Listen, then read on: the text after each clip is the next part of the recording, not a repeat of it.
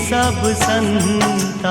राम सिया राम जय जय राम। राम सिया राम जय जय राम। कुंडम महाकाय सूर्यकोटि समप्रभ निर्विघ्नं कुरु मे देव सर्वकार्येषु सर्वदा। सर्वमंगलमांगल्ये शिवे सर्वार्थसाधिके शरण्ये त्र्यंबके गौरी नारायणी नमोस्तुते। सियावर रामचंद्र पद गई रहो उमावर शंभुनाथ पद गई रहो। महावीर बजरंगी पद गई रहो शरणागत हरि। परम आदरणीय भक्तगण, आप सभी लोगों का हार्दिक स्वागत है। आज विशेष रूप से चैत्र महीने के शुक्ल पक्ष की नवमी तिथि है और आज ही के दिन भगवान अवतरित हुए थे श्री राम के रूप में। भक्तगण, भगवान दो चार नहीं हैं, भगवान एक ही हैं और यही एक परमात्मा अनेकों रूपों में प्रकट होते हैं।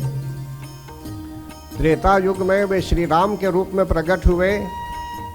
भगवान का जन्म नहीं होता है भक्तगण, भगवान अजन्मा है। यद्यपि भक्त लोग कहते रहते हैं, अन्य लोग भी कहते रहते हैं कि भगवान का जन्म हुआ, लेकिन वास्तव में भगवान का जन्म नहीं होता, भगवान प्रकट होते हैं। भगवान हर एक रूप में भी प्रकट हो सकते हैं। वे निर्गुण भी हैं और सगुण भी हैं और वे सर्वत्र भी हैं। निर्गुण का अर्थ यह है कि उनको हम देख नहीं सकते अपनी आँखों से। जैसे अग्नि को हम देख सकते हैं, प्रज्वलित अग्नि को हम देख सकते हैं, लेकिन जो अग्नि प्रज्वलित नहीं है, लेकिन अग्नि लकड़ी के अंदर है और लकड़ी को ऐसे ही आप छू लेंगे, स्पर्श कर लेंगे, तो आपको उस अग्नि का प्रभाव पता चलता है। कारण कि हाथ जल भी सकता है, कारण कि अग्नि छिपी हुई होती है उसी के अंदर, उसी लकड़ी के अंदर अदृश्य रूप में। तो भक्तगण, भगवान सर्वत्र हैं। अगर भगवान हवा के रूप में है, हवा को भी हम छू नहीं सकते, हवा को देख नहीं सकते, अदृश्य है हवा। पत्ते उड़ सकते हैं, पत्ते झड़ सकते हैं, हवा से हम कपड़ों को सुखा भी सकते हैं, हवा से धूल भी उड़ सकती है, लेकिन हवा ही को हम नहीं देख सकते हैं अपनी आंखों से। इसी प्रकार भक्तगण, अग्नि भी अदृश्य है। तो यह अदृश्य अग्नि माता के गर्भ में भी जा सकती है। अगर सर्वत्र है, ओमनीप्रेजेंट है, तो यही अग्नि किसी रूप में भी कहीं भी जा सकती है। तो परमात्मा जो निर्गुण है भक्तगण, वे सर्वत्र जाने में समर्थ है। देखिए, एक उदाहरण लीजिए इस प्रकरण को समझने के लिए। कारण कि बहुत लोग तर्क वितर्क कहते हैं, बोलते हैं कैसे, किस प्रकार से हम श्री राम भगवान का जो है सो कि प्रकट मतलब कि प्रागट्य संबंधी उत्सव मनाएंगे, या तो कहीं कहीं लोग बोलते हैं जन्मोत्सव कैसे मनाएंगे। ऐसा लग रहा था कि भगवान का जन्म हुआ, लेकिन दरअसल में भगवान का, वास्तव में भगवान का जन्म नहीं हुआ। भगवान प्रकट हुए थे चतुर्भुज के रूप में, हाथ में शंख गदा आदि लेकर वे प्रकट हुए थे। लेकिन वही परमात्मा फिर बच्चे के रूप में भी प्रकट हो गए। अपना रूप जो है सो कि वे बच्चे के रूप की तरह ला चुके। इसी प्रकार भक्तगण, यहाँ बताने का तात्पर्य है कि परमात्मा सर्वशक्तिमान है और वे सर्वत्र जा सकते हैं, हर एक रूप में भी आ सकते हैं। किसी किसी अवतार में तो वे आधा नर और आधा नारी का भी शरीर लेते हैं, अर्धनारीश्वर के रूप में भी वे जाने जाते हैं, और किसी किसी अवतार में नरसिंह के रूप में वे जाने गए, किसी अवतार में मछली के रूप में, मीन के रूप में भी वे आए, किसी अवतार में कश्यप के रूप में भी, वाराह के रूप में भी वे अवतरित हुए। जैसे सुरसा के मुख में जब हनुमान जी प्रवेश कर रहे थे, तो हनुमान जी का मुख तो विराट भी है, उनका शरीर तो विराट भी हो सकता है और उनका शरीर एकदम छोटा सूक्ष्म भी हो सकता है। तो सुरसा जैसा जैसा बदन बढ़ावा, जैसे जैसे सुरसा अपना बदन बढ़ाती है तो हनुमान जी भी अपने बदन को बढ़ाने लगे। जब सुरसा जी का शरीर, राक्षसी थी वे, जब सुरसा का शरीर विस्तृत हो गया, बहुत विशाल हो गया, तो उस समय हनुमान जी क्या करते हैं, हनुमान जी भी अपने रूप को विस्तृत करते थे, विशाल बना रहे थे। लेकिन जब सुरसा ने अपने मुख को बहुत ऊंचा कर लिया, बहुत बड़ा बना लिया, तो हनुमान जी एकदम सूक्ष्म हो जाते हैं, एकदम छोटा शरीर हो जाता है उनका। और यहाँ तक कि अगर विचार करेंगे तो भगवान सर्वशक्तिमान जब है तो मच्छर का रूप भी ले सकते हैं, चूहे का भी रूप ले सकते हैं, अनेकों प्रकार का रूप हो सकता है। तो वही भगवान क्यों माता के गर्भ में नहीं जा सकते हैं, सर्वत्र जा सकते हैं वे। लेकिन उनका प्रागट्य होता है, वे प्रकट होकर जाते हैं। बायोलॉजिकली उनका जन्म नहीं होता है, माता पिता के संग प्रसंग से ऐसा नहीं जो है सो कि इनका जन्म हुआ। भगवान का जन्म हुआ अपने आप स्वयमेव। वे हमारे मुख में, अगर सुरसा के मुख में हनुमान जी जा सकते हैं तो और मुख में जाकर हनुमान जी तो भगवान के सेवक रहे, राम दूत अतुलित बल धामा। जब हनुमान जी सुरसा के मुख में जाकर, अंदर जाकर फिर कान से निकल जाते हैं, तो क्यों भगवान एकदम सूक्ष्म शरीर धारण करके किसी माता के गर्भ में नहीं जा सकते? तो ये एक सोचनीय बात है। ये भगवान जब हनुमान जी गए थे सुरसा के शरीर में, तो बायोलॉजिकली सुरसा के पुत्र के रूप में नहीं गए थे, उन्होंने अपने रूप को बदल दिया था। इसी प्रकार भक्तगण हनुमान जी में जो सिद्धि है, अनिमा, गरिमा, लघिमा, महिमा आदि जो सिद्धियां होती हैं, अपने रूप को विस्तृत कर देना, या तो उड़ना, या तो दूर की बात जान लेना, या सुन लेना, श्रवण कर लेना, आदि आदि, एकदम सूक्ष्म शरीर धारण कर लेना। सूक्ष्म रूप धरी सिंह ही दिखावा। और सीता जी को भी हनुमान जी ने एकदम सूक्ष्म शरीर दिखाया था, तब बाद में विस्तृत रूप लेकर वे आए और बोलने लगे कि वे भगवान के भक्त थे। इसी प्रकार भक्तगण यहाँ जो मैं कहना चाहता हूँ कि भगवान का प्रागट्य होता है, manifestation of God, of the personification of godhead भी बोल सकते हैं। भगवान आ सकते हैं किसी भी रूप में भी, लेकिन वही जानते हैं किस तरह उनकी लीला करते हैं। तो पहली बात क्लियर हो गई कि बायोलॉजिकली भगवान का जन्म नहीं होता, भगवान अपने आप प्रकट होते हैं उनकी इच्छा अनुसार। यहाँ तक कि श्रीमद् भागवत गीता में भगवान श्री कृष्ण कहते हैं, प्रसिद्ध श्लोक है, वे क्या कहते हैं, यदा यदा हि धर्मस्य ग्लानिर्भवति भारत अभ्युत्थानं धर्मस्य तदात्मानं सृजाम्यहम् परित्राणाय साधूनां विनाशाय च दुष्कृतां धर्म संस्थापनार्थाय संभवामि युगे युगे। भगवान ने यह स्टेटमेंट दिया, भगवान ने यह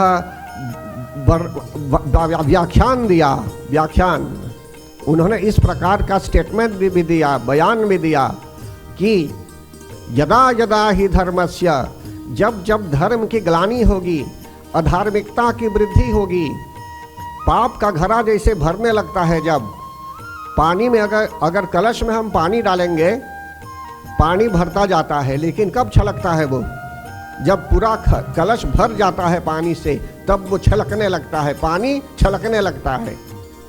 इसी प्रकार भक्तगण भगवान जब प्रकट होते हैं तो या तो जो है सो कि वे परोक्ष रूप में या प्रत्यक्ष रूप में, प्रत्यक्ष का अर्थ है कि सचमुच एक रूप लेकर वे आ पहुंचे, और परोक्ष का अर्थ है कि इनडायरेक्टली वो किसी को प्रेरित कर सकते हैं, किसी भक्त को, किसी सरकार को, जो है सो कि किसी संस्था को भी वे प्रेरित कर सकते हैं, एनकरेज कर सकते हैं, धर्म की रक्षा करने के लिए, लोगों के हित करने के लिए भी वे प्रेरित कर सकते हैं।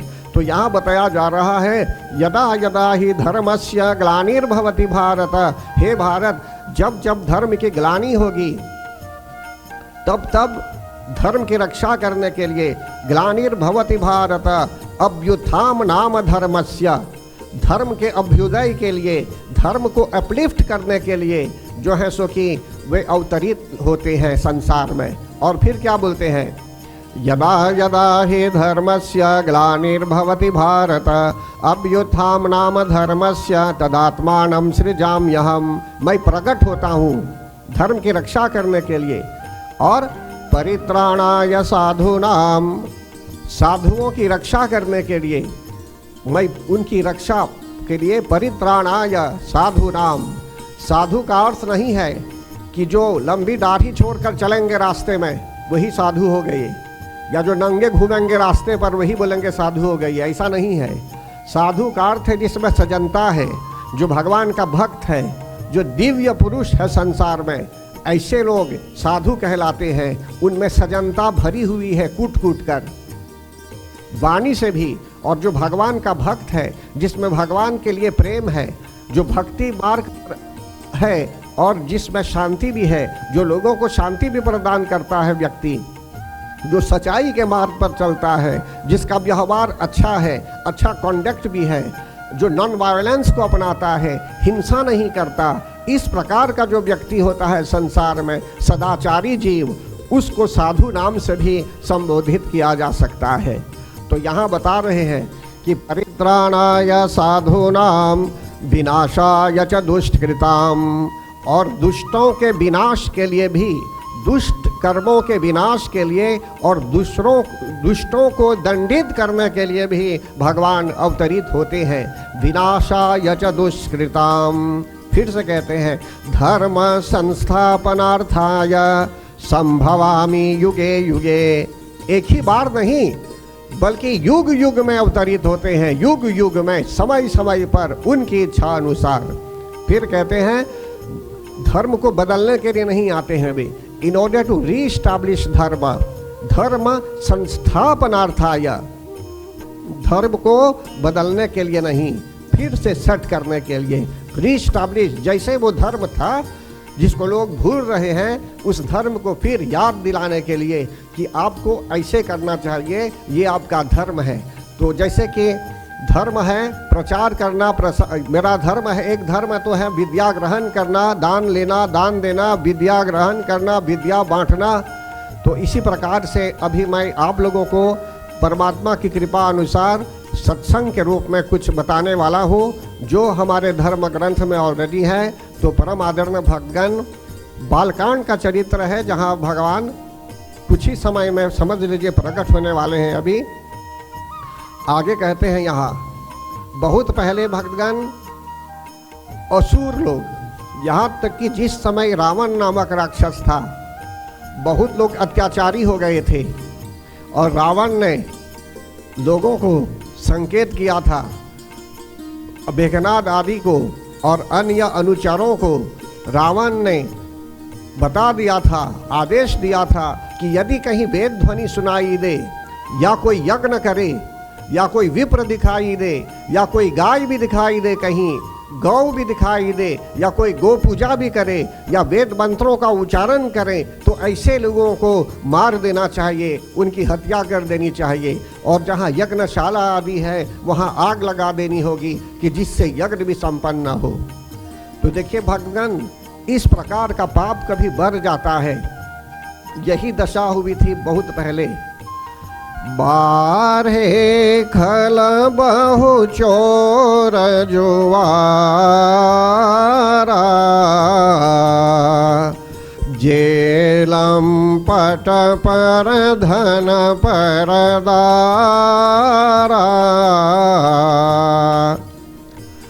ऐसे भी लोग बढ़ गए थे जो जुआरी थे, शराबी थे, जुआरी थे, चोर थे, लंपट थे, दूसरों के धन को अपने वश में करने वाले, पराई स्त्री को भी अपने वश में करने वाले। ऐसे लोग जब बहुत बढ़ गए थे भक्तगण, भगवान के आने से पहले, भगवान के अवतरित होने से पहले, माता पिता को भी लोग नहीं मानते थे। कहा गया है, माँ नहीं मातु पिता नहीं देवा,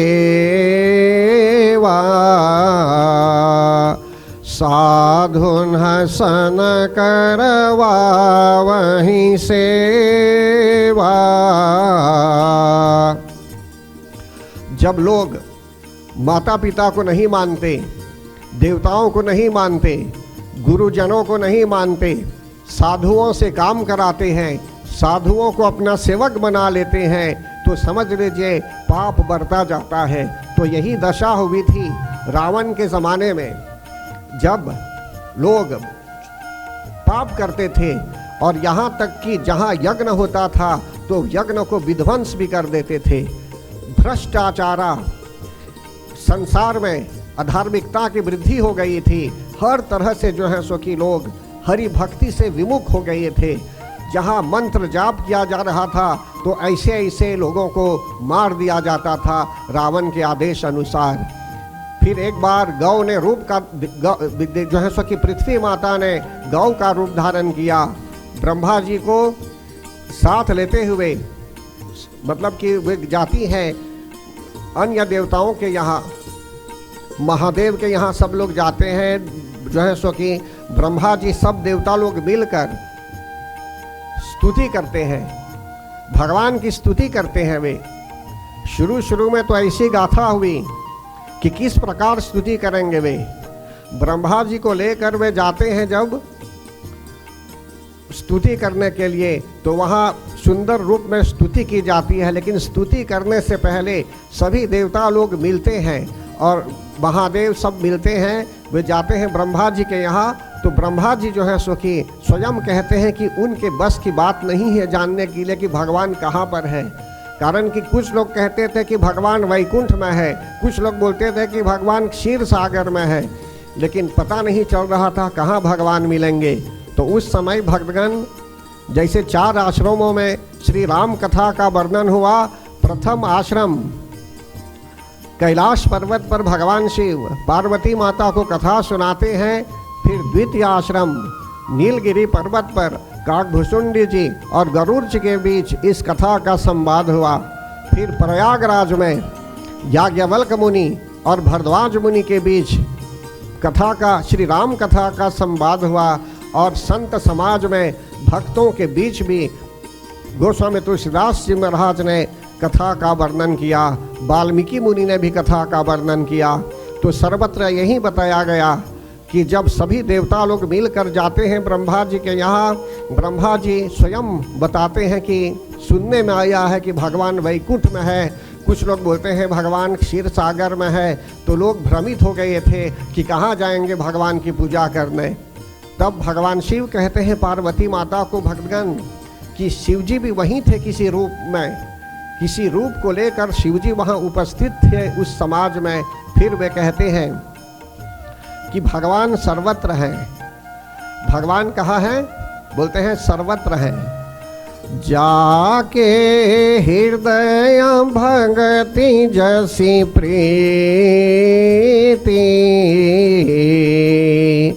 प्रभुता प्रगट सदा तेहि रीति।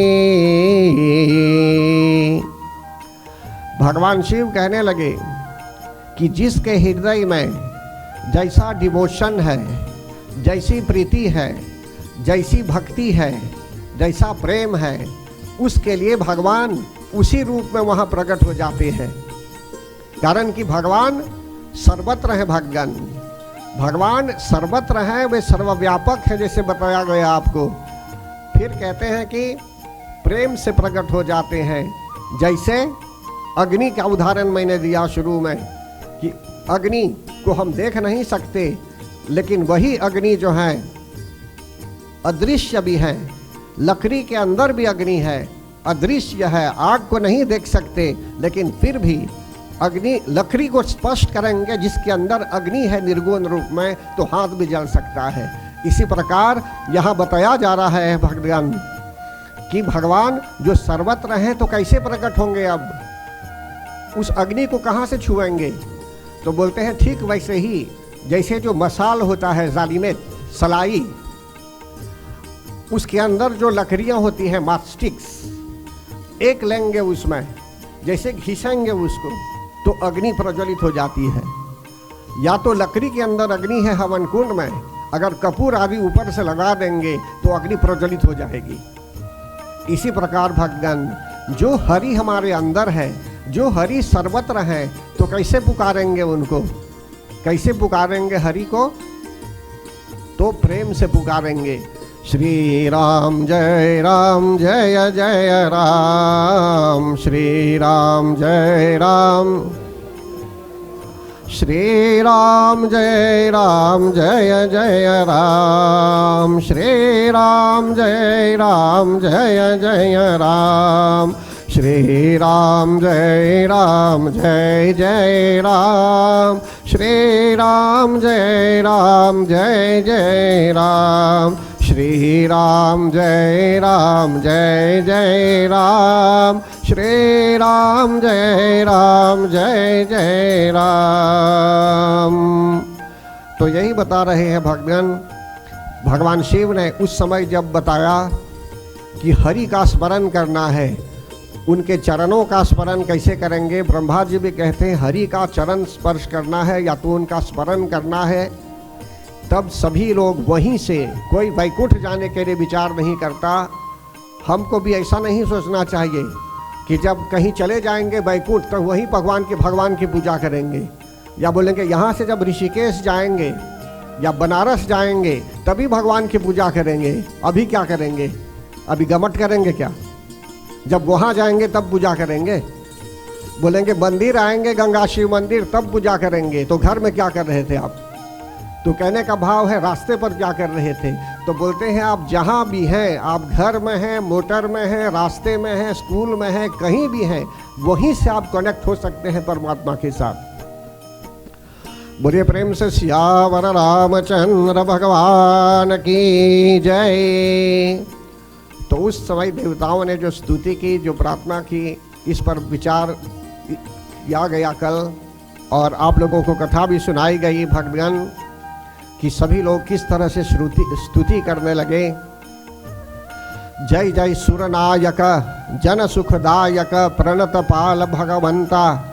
इस प्रकार सभी लोग जय जयकार करने लगे भगवान की कि आप देवताओं के जो स्वामी हैं, देवताओं के नायक हैं, आप सुख देने वाले हैं। हे प्रभु, आप सबकी रक्षा करने वाले हैं। जो आपकी शरण में चला आता है तो उसकी रक्षा करने वाले हैं आप गौ की रक्षा करने वाले हैं। द्विज, जो जिसका दूसरा जन्म हो गया है, तो आप द्विज की भी रक्षा करने वाले हैं, ब्राह्मणों की भी रक्षा करने वाले हैं, उनके हित करने वाले हैं, उनके हितकारी हैं आप। अब असुरारी, असुरों के विनाश करने वाले हैं आप। और सिंधु सुता प्रियकंता, आप लक्ष्मी के प्रिय भी हैं, और जो है सो की पालन सुरधरणी अद्भुत करणी, और आप जो है सो की हर तरह से देवताओं का पालन करते हैं, पृथ्वी देवी का पालन करते हैं आप सबकी रक्षा करने वाले हैं। आपका मर्म कोई नहीं जानता। हे प्रभु, हर तरह से जो है सो कि आप अद्भुत हैं, आपका भेद कोई नहीं जानता। इस प्रकार देवता लोग स्तुति करने लगे भक्तगण, और बोलते हैं भगवान को कि हे प्रभु, आप अनुग्रह कीजिए, आप कृपा कीजिए। हम लोग राक्षसों से विचलित हैं और हम लोग रक्षा पाना चाहते हैं, तो आप हमारी रक्षा कीजिए। उस समय भक्तगण आगे यहाँ कहते हैं, जय जय अविनाशी सब घटवासी। हे प्रभु, आप अविनाशी है, कोई आपका नाश नहीं कर सकता। सब घटवासी, आप सबके सर्वत्र व्यापक हैं, आप अंतर्यामी हैं आप। और परम आनंदा, आप परम आनंद स्वरूप हैं और परम आनंद प्रदान करने वाले हैं आप। ऐसा आनंद आप प्रदान करते हैं कि जिसका समापन कभी भी नहीं हो सकता। आप परम आनंद देने वाले हैं, सब आनंद से परे हैं आप, सब आनंद से परे हैं आप। अगर चाय पीने की इच्छा है किसी को तो चाय पी लेंगे तो आप आनंदित हो गए, लेकिन भगवान के साथ उठेंगे बैठेंगे तो आपका आनंद कभी समाप्त नहीं होगा। परम आनंदम, सबसे ऊपर है उनका आनंद।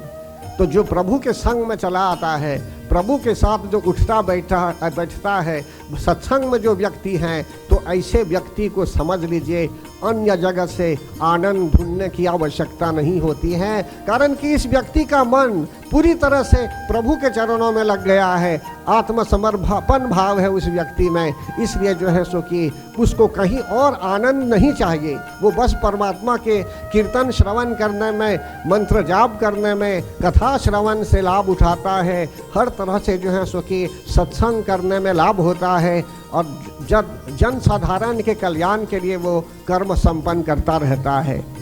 तो फिर आगे यहाँ बताया गया कि आप इंद्रियों से भी परे हैं और आपका चरित्र पुनीत है, आपका चरित्र माया से भी रहित है और आप मोक्ष प्रदान करने वाले हैं, आप मुकुंद हैं। तो हे प्रभु आप कृपा कीजिए। बोलते हैं कि जो विरागी लोग होते हैं, जो संत महात्मा लोग होते हैं, जो आपकी स्तुति करते हैं निरंतर मोक्ष पद प्राप्त करने के लिए और अनुरागी भी बनने के लिए, त्यागी भी बनने के लिए, तो हे प्रभु आप वही सर्वव्यापक परमात्मा है। आपके ध्यान करते रहते हैं लोग, आपके गुणगान करते रहते हैं। हे सच्चिदानंद स्वरूप आप सत्य हैं, आप विद्या से भरे हुए हैं और आप आनंदित हैं, परम आनंद देने वाले हैं। हे सच्चिदानंद आपको आप अनुग्रह कीजिए, आपकी जय हो, आपकी जय हो, आपकी जय हो। इस तरह से जो है सो कि देवता लोग प्रार्थना करते हैं वहाँ। फिर कहते हैं आपने अकेले ही पूरी सृष्टि की रचना की है। एक पुल को बनाने के लिए कितने लोगों की आवश्यकता होती है, कितने इंजीनियर चाहिए, कितने अन्य कारीगर चाहिए, कितने लोगों की आवश्यकता होती है। देश विदेश से भी लोग आते हैं काम करने के लिए, लेकिन भगवान ने अकेले ही पूरी सृष्टि की रचना कर दी। पूरी सृष्टि जितने गैलेक्सीज हैं, जितने प्रकार के जो है सो कि ये स्टार्स हैं, सब की रक्षा, ग्रह मंडल आदि सब की रक्षा अकेले उन्होंने की। तो किस प्रकार के सर्वशक्तिमान है वे। इस प्रकार देवता लोग कहने लगे और बोलते हैं कि आप ही त्रिविध बनाई, आप जो है सो कि त्रिगुणात्म स्वरूप हैं, आपने ही ब्रह्मा विष्णु शिव की रचना की। आप ही जो है सो कि अपने आप को एक्सटेंड करते हैं, आप विस्तृत करते हैं। ब्रह्म के ब्रह्मा के रूप में, आप ही विष्णु के रूप में हैं और आप ही शिव के रूप में हैं। और आपको त्रिमूर्ति कहते हैं। त्रिमूर्ति ब्रह्मा जी ने सृष्टि की रचना की ब्रह्मानी शक्ति को लेकर, और भगवान विष्णु ने विश्वानी शक्ति के साथ सृष्टि की का पालन किया और पालन करते भी रहते हैं भगवान विष्णु के रूप में। और यही परमात्मा जो है सो कि शिव के रूप में, रुद्र के रूप में पूरे संसार का संहार भी कर सकते हैं। इसलिए कहते हैं हम सृष्टि करती तुम ही हो ब्रह्मानी, पालन करती तुम ही हो विश्वानी, संहार करती तुम ही हो रुद्राणी। हम तेरे चरण में बस जाए धूल बन के, हम तेरे चरण में बस जाए धूल बन के। बोल मन मेरे जय जगदम्बे, बोल मन मेरे जय जगदम्बे, बोल मन मेरे जय जगदम्बे, बोल मन मेरे जय जगदम्बे। तो फिर यहाँ देवता लोग कहते हैं कि हे प्रभु आप जो पापों को नाश करने वाले हैं, आप हमारी भी सुधि लीजिए। कृपया जानने की कोशिश कीजिए कि हम लोग किस प्रकार के संकट में हैं, आप हमारी भी सुधि लीजिए। देखिए भगवान से प्रार्थना करते हैं, भगवान से प्रार्थना करते हैं कि हे भगवान आप हमारी सुधि लीजिए, हमारे यहाँ आइए और सुधि लीजिए, पता कीजिए। आपको तो सब पता है, आप अंतर्यामी हैं, लेकिन फिर भी भक्त लोग प्रसन्न होते हैं जब भगवान उनके यहाँ दर्शन देते हैं, उनके यहाँ आते हैं।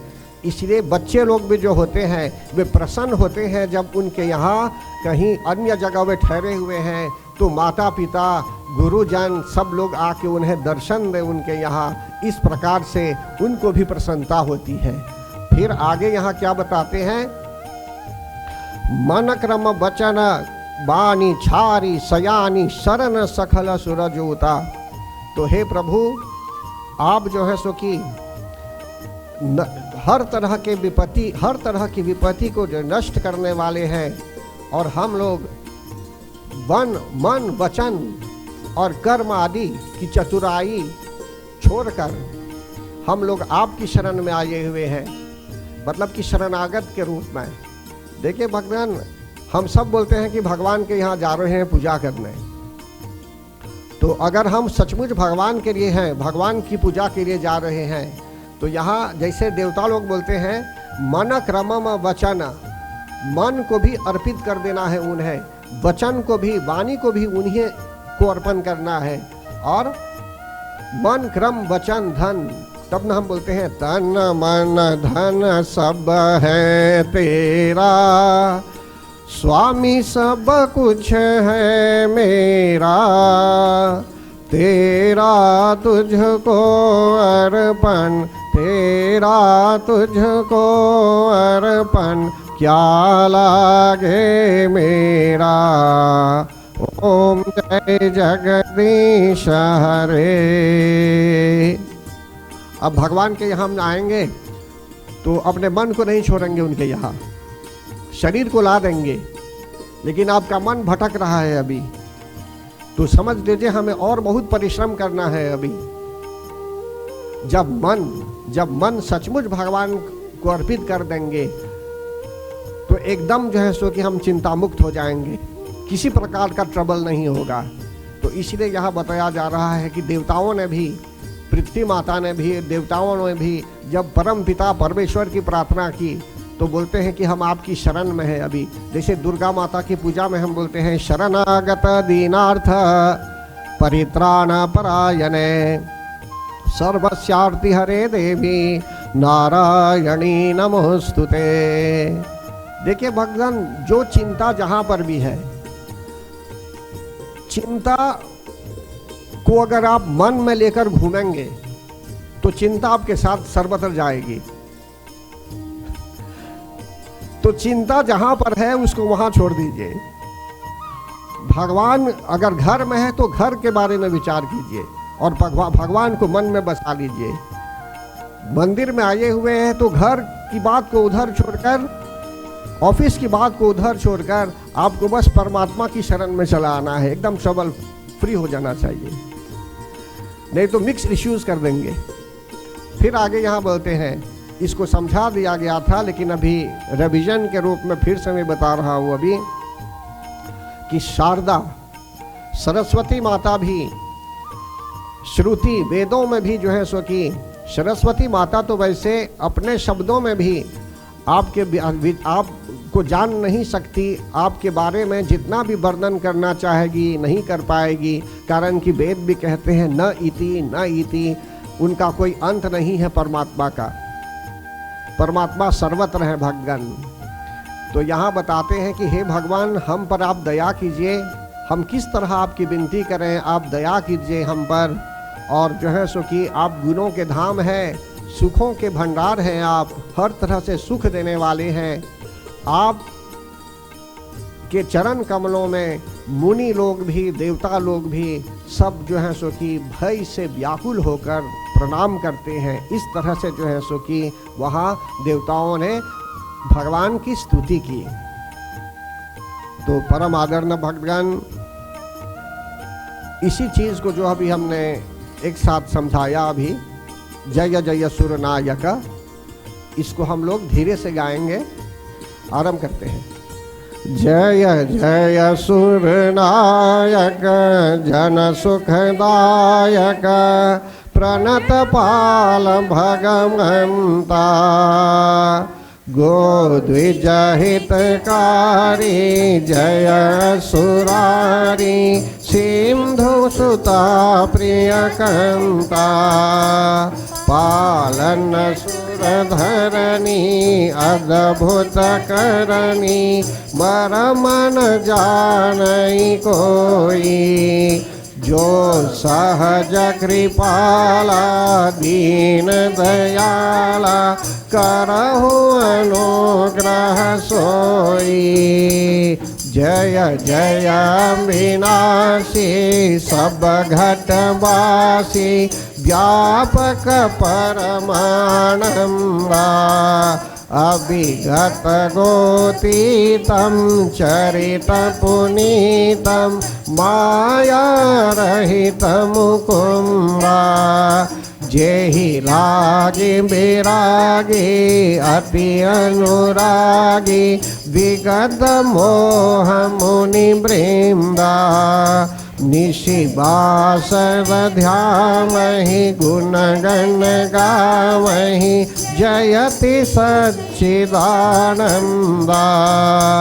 जेहि सृष्टि उपायि त्रिविध बनाई संग सहायन दूजा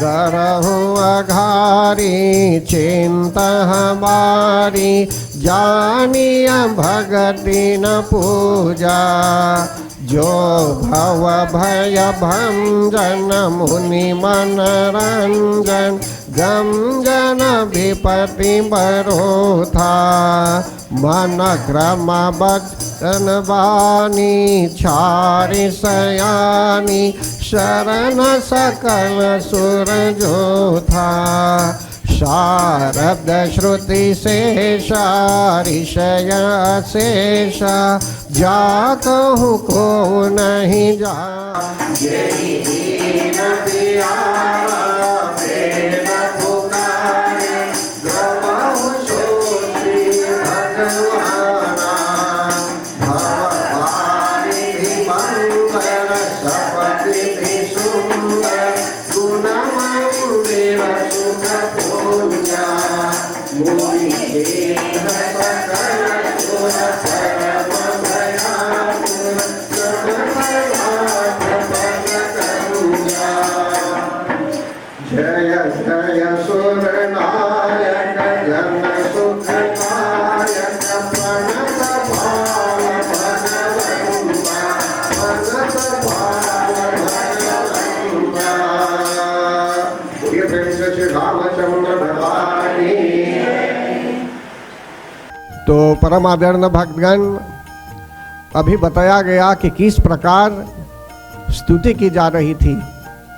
देवताओं ने स्तुति की और स्तुति के समय उन्होंने यह भी कहा कि जानिय भक्ति न पूजा। देवताओं ने भगवान को कहा कि न हम भक्ति भी जानते हैं न पूजा भी जानते हैं, बस हम स्मरण कर रहे हैं। हमको एक हायर फोर्स चाहिए जो हमारी रक्षा करे। हम जितने भी पढ़े लिखे होंगे, जितने भी क्षेत्र में निपुण हैं, लेकिन उस समय बोलते हैं कि हम कुछ नहीं जानते हैं। हे प्रभु, हमारे जितने फॉर्मूल हैं, जितने सूत्र हैं, सब फेल हो रहे हैं, कुछ काम नहीं कर रहे हैं। आप ही अंतर्यामी हैं, आप ही देखिए क्या उपाय हो सकता है। आप ही से हम जो है सो कि अनुग्रह चाहते हैं, दया चाहते हैं। तो उस समय भगवान देवताओं ने बताया कि चिंता करने की बात नहीं है, भगवान अवतरित होने वाले हैं और भगवान को कहीं जो है सो कि उनको अवतरित होने के लिए बुलावा भी है। और उन्होंने पहले वर्णन किया था कि वे अवतरित होंगे अयोध्या में। तो आगे हम बढ़ेंगे यहाँ, जहाँ पर जो है सो कि कौशल्या आदि नारी प्रिय से आरंभ करते हैं। एक बार ऐसी घटना घटी भक्तगण कि राजा दशरथ के यहाँ, राजा दशरथ जी दुख में आए, कष्ट होने लगा उन्हें। क्यों? कारण कि उनके यहाँ संतान नहीं थी। तो इस विषय को लेकर हम आगे बढ़ेंगे। बोलिए सियावर रामचंद्र पद गई रहो, उमावर शंभुनाथ पद गई रहो, महावीर बजरंगी पद गई रहो, शरणागत हरि। कौशल्यादि नारी प्रिया सब आचरण पुनीत, पति अनुकूल प्रेम दृढ़ा, हरिपद कमल विनीत भगवंता, हरिपद कमल विनीत सियावर रामचंद्र पद गई रहो, उमावर शंभुनाथ पद गई रहो, महावीर बजरंगी पद गई रहो, शरणागत हरि। श्री राम जय जय राम, श्री राम जय जय राम, श्री राम जय जय राम, श्री राम जय जय राम, श्री राम जय जय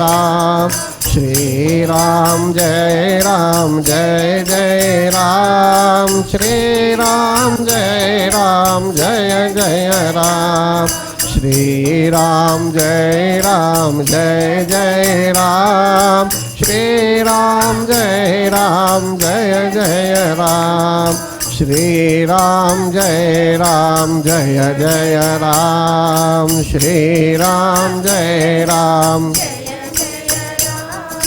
श्री राम जय जय राम, श्री राम जय जय राम, श्री राम जय जय राम, श्री राम जय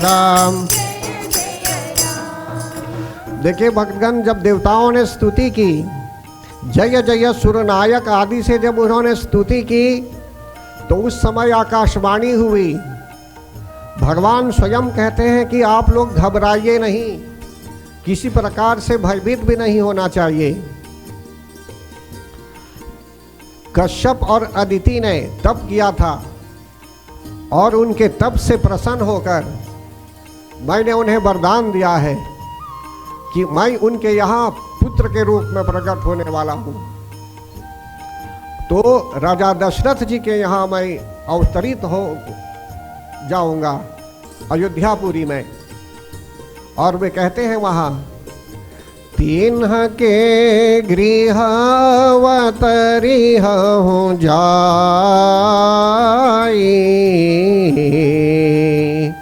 रघुकुल तिलक सो चारियो भाई, नारद वचन सत्य संब करिहु, परम शक्ति समेत अवतरिहु।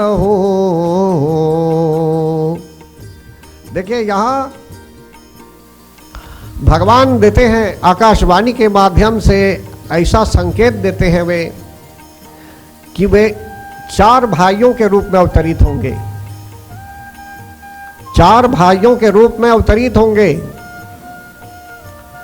हम लोग जानते हैं कि भगवान श्री राम के रूप में प्रकट हुए, लेकिन भगवान ने कहा कि वे 4 भाइयों के रूप में प्रकट होने वाले हैं, सिर्फ श्री राम के रूप में नहीं, 4 भाइयों के रूप में वे प्रकट होंगे। इसीलिए 4 भाई हुए, राम, लक्ष्मण, भरत और शत्रुघ्न। तो इसीलिए जो है सो कि उन्होंने कहा कि आप घबराइए नहीं। पृथ्वी देवी को भी संतुष्टि हुई कि उनके प्रभु अब अवतार लेने वाले हैं। तब सभी देवता लोग जो है सो कि प्रसन्न हो गए। और गंधर्व लोग क्या करते हैं, अन्य देव लोग क्या करते हैं, भक्तगण सभी लोग चले जाते हैं अयोध्यापुरी के आसपास। कोई वानर का रूप लेता है, कोई अन्य प्रकार से रूप लेकर आते हैं मतलब कि वहाँ देवता लोग, और जो है सो कि प्रभु की प्रतीक्षा करते हैं कि कब भगवान अवतरित होंगे, क्या होने वाला है, अब भगवान कैसे प्रकट होंगे, समझते हैं ना। तो इसलिए जो है सो कि यहाँ बता रहे हैं भगवान के आने से पहले, जैसे फॉरेन से कोई आ रहा है आपके यहाँ, जब कोई अमेरिका से कोई प्रधान आता है यहाँ इस देश में, राष्ट्रपति या कोई और आ रहा है, तो सिक्योरिटी के लिए अनेकों प्रकार से लोग आते हैं यहाँ तक कि भारतवर्ष से भी यदि कोई यहाँ आ रहा है, कोई राष्ट्रपति आदि या प्रधानमंत्री जी अगर आ रहे होंगे, तो अनेक प्रकार से सेना लोग आते हैं पहले से ही सब निरीक्षण करने के लिए कि मंत्री जी कहाँ जाने वाले हैं, उनकी चर्या का क्या होगी, उनकी दिनचर्या क्या होगी, किस तरह से कहाँ उनको भेजना होगा, सुरक्षा दल सब लोग चले आते हैं।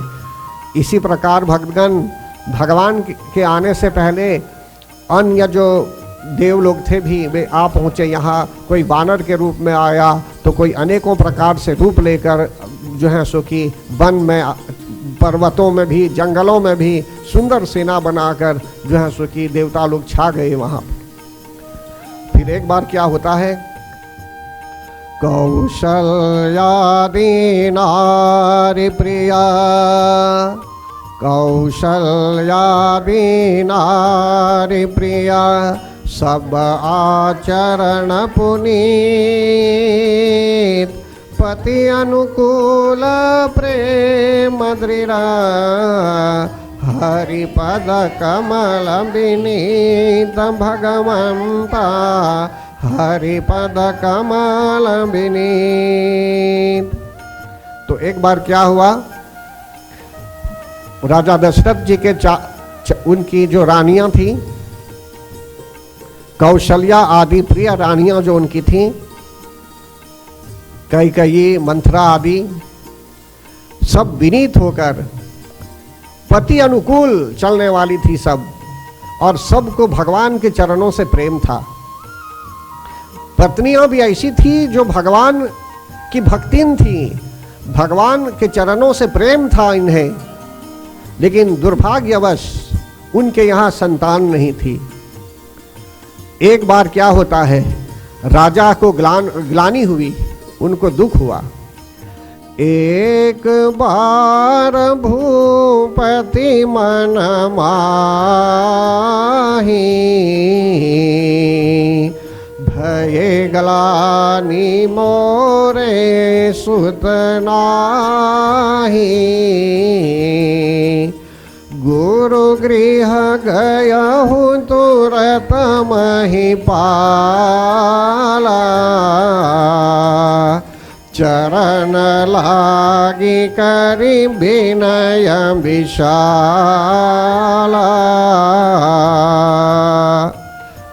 एक बार राजा दशरथ जी को मन में जब दुख हुआ भक्तगण कि उनके यहाँ एक भी संतान नहीं, तो उस समय क्या करते हैं वे उनके गुरु जी के यहाँ जाते हैं उपाय ढूंढने के लिए।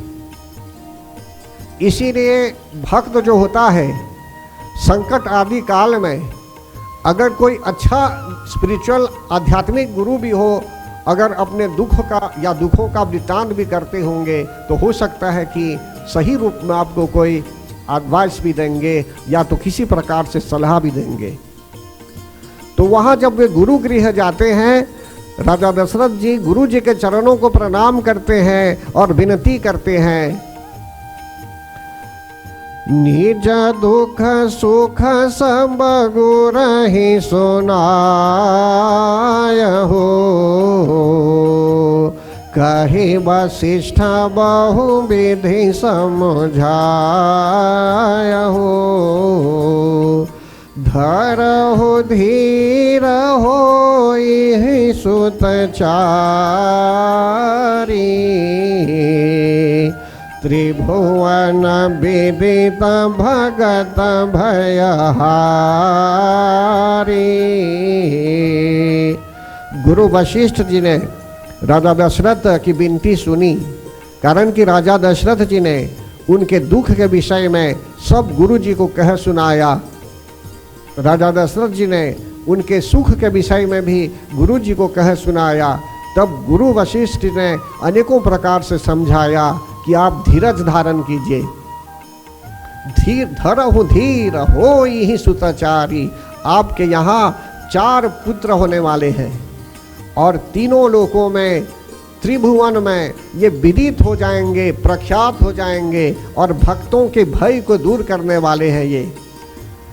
श्रृंगी ऋषि वशिष्ठ बोलावा,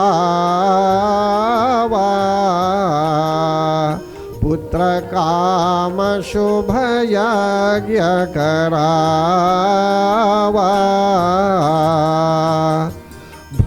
भगति सहित मुनि आहुति दीन है, प्रगट अग्नि चरो करलीन है। तब गुरु वशिष्ठ जी राजा दशरथ जी के कल्याण के लिए श्रृंगी ऋषि को भेजते हैं राजा दशरथ जी के यहाँ पुत्रेष्ठी पुत्र कामना से यज्ञ करने के लिए, और यज्ञ कराते हैं। और इसमें स्पष्ट कहा जा रहा है भक्तगण, भगति सहित मुनि आहुति दिन है। तो किस प्रकार श्रृंगी मुनि आहुति देते हैं? तो कहते हैं भगति सहित मुनि आहुति दिन ही। जब आहुति भी देते हैं अग्नि में, चाहे चावल चीनी सामग्रियों द्वारा आहुति देते होंगे या घी से भी आहुति देते हैं, जब अगर भक्ति नहीं है, बस ऐसे करके ऐसे करेंगे या सामने फेंक देंगे सब कुछ, तो वो भक्ति नहीं है। वो यहाँ बोलते हैं कि भक्ति सहित मुनि आहुति तीन है, कि श्रृंगी ऋषि प्रेम पूर्वक आहुति देते हैं। जो मानव ऐसे ही बैठ जाता है हवन कुंड के यहाँ और सामग्रियों को लेकर फेंकता है सामने, अग्निकुंड में नहीं डालता है, तो वो पाप कर रहा है। चाहे वो पुरुष है चाहे वो स्त्री है तो पाप कर रही है और उसको दोष लगता है। फिर यहाँ बोलते हैं भक्ति सहित मुनि आहुति देते हैं। फिर अग्निदेव प्रकट होते हैं वहाँ। कैसे प्रकट होते हैं? तो अपने हाथों में चरु करलीन है। कर बोलते हैं हाथ को, तो उनके हाथों में खीर आदि लेते हुए, एक पात्र में खीर आदि लेते हुए वे प्रकट होते हैं वहाँ। जो वशिष्ठ कछु हृदय विचारा, सकल काज भासिद्ध तुम्हारा। यह विबाटी देहु नृप जाई, जथा जोग जेहि भाग बनाए। फिर अग्निदेव वशिष्ठ जी को, ये मतलब कि बताते हैं कि गुरु वशिष्ठ जी ने जो भी कहा है वो सब सत्य है। अग्निदेव क्या करते हैं, वो जो खीर का पात्र था वे राजा दशरथ को देते हैं उनके हाथों में, और फिर कहते हैं उनको ये जो पायस है, ये जो हविष्यान्न है, आप जैसा उचित समझेंगे वैसे ही इन रानियों के बीच बांट दीजिए।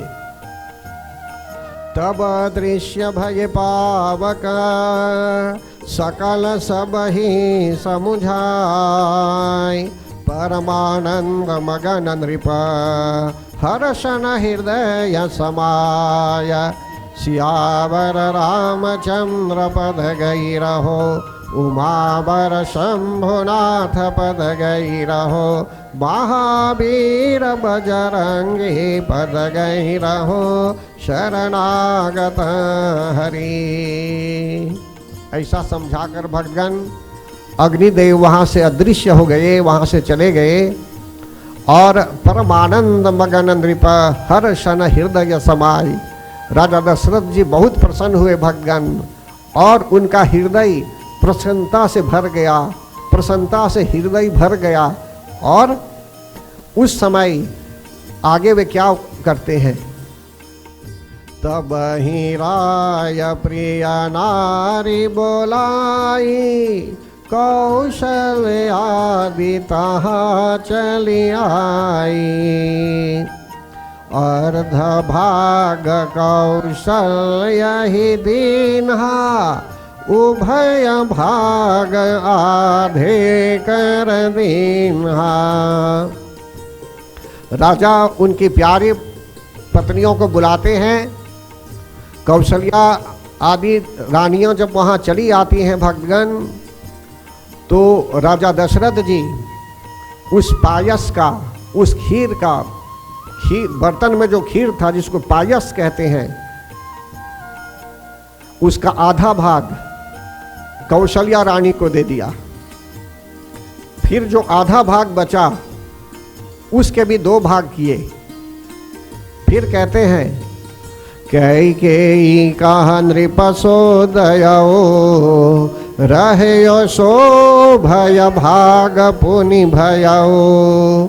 कौशल्या कैकेयी हाथ धरी दीन सुमित्र ही मन प्रसन्न करी। पहले तो कौशल्या को जो आधा भाग दिया गया, फिर जो शेष बचे थे उसके भी 2 भाग किए गए। उसका 1 भाग लेकर राजा क्या करते हैं, 1 भाग जो है सो कि जो बचा हुआ कैकेयी को उन्होंने दे दिया। अब शेष जो बचा हुआ था उसके भी 2 भाग हुए और राजा ने उसका कौशल्या और कैकेयी के हाथ से स्पर्श कराकर, मतलब कि उनकी अनुमति पाकर, उनकी आज्ञा पाकर, प्रसन्न होकर सुमित्रा को दे देते हैं। समझते हैं ना? उन 3 रानियों में प्रेम भाव था।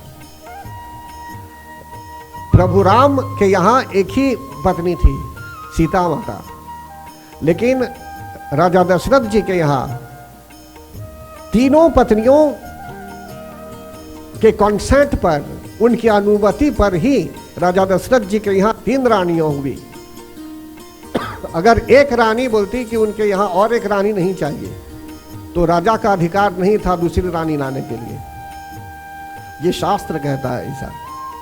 तो 3 रानियों में सम्मति थी एक प्रयोजन के लिए कि उनके यहाँ संतान हो।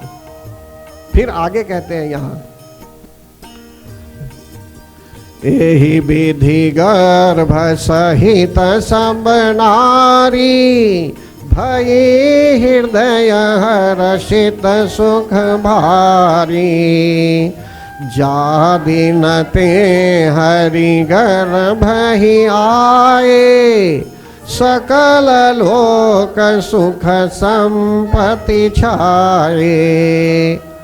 देखिए भगवान, देखिए भगवान, यहाँ भगवान क्या करते हैं? भगवान तो प्रकट होते हैं, मैंने कहा, लेकिन यहां बोलते हैं यही विधि गर्भ सहित सब नारी। भगवान जो अंतर्यामी है, जो सर्वत्र जा सकते हैं, मैंने कहा क्यों भगवान किसी माता के गर्भ में नहीं जा सकते? सुरसा के मुख में तो हनुमान जी चले गए थे, तो क्यों भगवान जो हवा के रूप में भी आ सकते हैं, धूल के रूप में भी आ सकते हैं, वायु के भी रूप में आ सकते हैं, तो वही परमात्मा क्यों किसी माता के गर्भ में नहीं जा सकते? तो कहते हैं कि इसी विधि इन लोगों को पायस दिया गया और इस आशीर्वाद के माध्यम से 3 माताएं, 3 रानियां गर्भवती हुई और ये भी प्रसन्न हो गई। फिर कहते हैं भगवान 3 लोकों में सुख छा गया और संपत्ति भी छा गई। मंदिर मह सब राज ही रानी शोभाशील तेज की खानी। सुख जो तक छुक काल चली गयऊ जे ही प्रभु प्रगट सो अवसर भयहु। देखिए भगवान कुछ समय तक, मतलब कि कुछ समय के व्यतीत होने पर अब सही रूप होने वाला है जब भगवान प्रकट होंगे। हर प्रकार से रानियों सुशोभित थी। भगवान कहते हैं कि जोग लगन ग्रह बारती थी सकल भये अनुकूल। चररु चचर हर्ष जुत राम जन्म सुख मूल। सियावर रामचंद्र पद गई रहो उमावर शंभुनाथ पद गई रहो। महावीर बजरंगी पद गई रहो शरणागत हरि। श्री राम जय जय राम। श्री राम जय जय राम। श्री राम जय जय राम। श्री राम जय जय राम। श्री राम जय जय राम। श्री राम जय राम जय जय राम, श्री राम जय राम जय जय राम, श्री राम जय राम जय जय राम, श्री राम जय राम जय जय राम। भज नारायण हरि नारायण, भज नारायण हरि नारायण, हरि नारायण भज नारायण, हरि नारायण भज नारायण, भज नारायण हरि नारायण, भज नारायण, भज नारायण हरि नारायण, भज नारायण हरि नारायण, भज नारायण हरि नारायण, भज नारायण हरि नारायण, हरि नारायण भज नारायण, हरि नारायण भज नारायण, भज नारायण हरि नारायण, भज नारायण हरि नारायण। बोलिए प्रेम से सियावर रामचंद्र भगवान की। जब सही योग हुआ जन्म का, बोलते हैं राम जन्म, ऐसा लगा जैसे कि भगवान का जन्म हो रहा है, लेकिन भगवान प्रकट होते हैं। तो यही बोलते हैं यहाँ, जब भगवान माता के गर्भ में भी जा सकते हैं, वे कहीं भी गर्भ में जाके निकल भी सकते हैं अपने आप। जब सुरसा के मुख में हनुमान जी चले गए, अपने आप कानों से भी निकल गए ना, तो हनुमान जी प्रकट होकर गए थे, बालू जी करीब नहीं उत्पन्न हुए थे सुरसा के मुख में। इसी प्रकार भगवान जो अंतर्यामी है, सर्वत्र जा सकते हैं। और कौशल्या माता को वरदान प्राप्त था कि भगवान उनके यहाँ पुत्र के रूप में आने वाले हैं। तो यहाँ क्या बोलते हैं, जोग लगन ग्रह बार तिथि सकल भये अनुकूल। जब अच्छा योग हुआ, अच्छा लग्न हुआ, ग्रह दशा भी अच्छी थी, अच्छा वार भी था, सभी तिथि जब अनुकूल थे, सब कुछ अनुकूल, उस समय जड़ और चेतन, मतलब कि वृक्षों में भी, हवा में भी, नदियों में भी, सर्वत्र जो है सो की प्रसन्नता छा गई। जिस पेड़ में फूल होने वाले थे, फूल होने लगे, जिस नदी में पानी नहीं तो पानी भी आ गए, आ पहुँचे। हर तरह से जो है सो की खुशहाली भर गई, प्रसन्नता का वातावरण छा गया। फिर कहते हैं यहाँ, नवमी तिथि मधुमास पुनीता। तिथि नवमी थी और अच्छा महीना था, शुक्ल पक्ष का महीना था, और मुहूर्त भी अच्छा था, अभिजीत मुहूर्त। उस समय वैसे क्या होता है, मध्य दिवस अति शीत न घामा, न बहुत घाम और न बहुत ठंड, न बहुत सर्दी भी थी उस समय, बहुत गर्मी भी नहीं थी। अच्छा समय था, पवित्र समय था भक्तगण, साइक्लोनिक वेदर कंडीशंस भी नहीं थे, अच्छा समय, शांति की प्राप्ति हो रही थी, शांति की अनुभूति हो रही थी सभी को।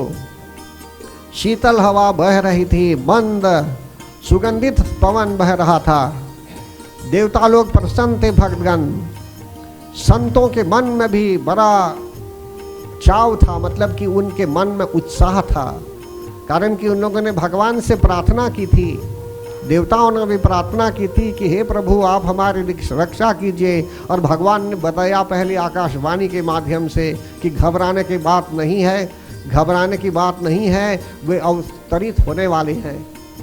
तो यही बात है कि अब संत लोग, देवता लोग सब जब प्रसन्न हो गए, उनको पता है कि अब बहुत देर नहीं है, भगवान आने वाले ही हैं अभी, तो सभी लोग प्रसन्न हो गए। जैसे जब कोई फॉरेन से आ रहा है आपके देश में और आप बहुत उत्साह से प्रतीक्षा में लगे हुए हैं, जैसे अभी भारत से हमारे प्रधानमंत्री जी आए थे उधर से प्लेन के, भारत के प्लेन के माध्यम से, हवाई जहाज़ के माध्यम से, तो बहुत लोग उनकी प्रतीक्षा में थे। और यहाँ तक कि घर बैठे लोग भी टीवी के माध्यम से प्रतीक्षा कर रहे थे कि कब उनके प्रिय प्रधानमंत्री उतरेंगे प्लेन से और कब उनका जहाज़, हवाई जहाज़ यहाँ आ पहुँचेगा, लैंडिंग कब होगी उस प्लेन की। इस तरह से लोग प्रतीक्षा में थे, प्रेम पूर्वक, एक प्रकार का उत्साह था उनके अंदर प्रतीक्षा करने में। तो इसी प्रकार भक्तगण यहाँ बोलते हैं कि संत लोग, देवता लोग, सभी लोग प्रतीक्षा में लगे हुए थे, परमात्मा के अवतरण होने की प्रतीक्षा में लगे हुए थे। अच्छी हवा बह रही थी, देवता लोग प्रसन्न थे। फिर आगे कहते हैं कि पर्वतों के समूह मणियों से जगमगा रहे थे। जिस पर्वत में जो मणियाँ भी होती हैं तो सब जगमगाने, मणियों से पर्वत जगमगाने लगे, फूलों से भी जगमगाने लगे, हर तरह से जो है सो कि अमृत की धारा बहने लगी। फिर आगे कहते हैं, सो अवसर बिरंचि जब जाना, चले सकल सुर साज विमाना, गगन विमल संकुल सुर जो था, गावहि गुण गंधर्व बरु था। भगवान के प्रकट होने का अवसर जानकर सभी देवता लोग अपना विमान सजा कर वहाँ आ पहुँचे और गंधर्व लोग गुणगान करने लगे, वेद मंत्रों का गान भी करने लगे कि जिससे वातावरण भी पॉजिटिव हो। आज के परिवेश में जहाँ पर आपको वेद मंत्रों को सुनना चाहिए, तो कहीं कहीं मनुष्य क्या करता है, वेद मंत्रों को न सुनकर अन्य प्रकार से अपने आप को प्रसन्न करता है गीतों के माध्यम से। लेकिन हर एक चीज़ का एक समय होता है। तो यहाँ बता रहे हैं कि यहाँ भगवान अवतरित जब होने वाले थे तो वेद ध्वनि अभी होने लगी, जैसे हरि ओम यज्ञेन यज्ञम यजन्त देवास्तानि धर्माणि प्रथमान्यासन्, तेहनाकं महिमानः सचन्त यत्र पूर्वे साध्याः सन्ति देवाः। ओम जतो यतः समीहसे ततो नो अभयं कुरु शन्नः, कुरु प्रजाभ्यो भयं नः पशुभ्यः। अनेकों प्रकार से वेद ध्वनियाँ भी होने लगी महाभक्तगण, और देवता लोग प्रसन्न हो गए, गुणों का गान करने लगे। वर्ष ही सुमन सुअंजलि साजी, और फूलों की वर्षा भी होने लगी वहाँ पर। जैसे जल की वर्षा होती है ना, वर्षा जब होती है तो यहाँ बोलते हैं कि फूलों की वर्षा होने लगी। गह गही गगन दुंदुभि बाजी, और नगारे भी देवता लोग, गंधर्व लोग जो हैं सो कि नगारे बजाने लगे, प्रसन्नता के कारण स्तुति करने लगे और अपनी अपनी सेवा हर प्रकार से करने लगे सब देवता लोग। सुर समूह विनती करी, पहुँचे निज निज धाम, जग निवास प्रभु प्रगटे, अखिल लोक विश्राम भगवंता, अखिल लोक विश्राम। तो परम आदरणीय भगवान देवताओं ने विनती की, फूलों की वर्षा भी की, और प्रभु प्रकट होने ही जो वाले थे, पहले ही से वर्षा होने लगी। लेकिन जब भगवान के प्रकट होने का समय हुआ तब कुछ देवता लोग भी फूलों की वर्षा के बाद अपने अपने लोग वापस जाने की तैयारी करने लगे। अब जब भगवान के प्रकट होने का समय हुआ तो उस समय भगवान जब प्रकट हो ही जाते हैं भगवान, तो उस समय क्या होता है, तो यहाँ क्षण में भगवान शिव पार्वती माता को बताते हैं और गोस्वामी तुलसीदास जी महाराज संतों को बीच में क्या बोलते हैं। तो आइए हम एक साथ बोलते हैं यहाँ, भये प्रगट कृपाला दीन दयाला, कौशल्या हितकारी हर्षित महतारी मुनि मनहारी अद्भुत रूप विचारी लोचन अभिरामा तनु घन श्यामा निज आयुध भुजचारी भूषण बनमाला नयन विशाला शोभा सिंधुखरारी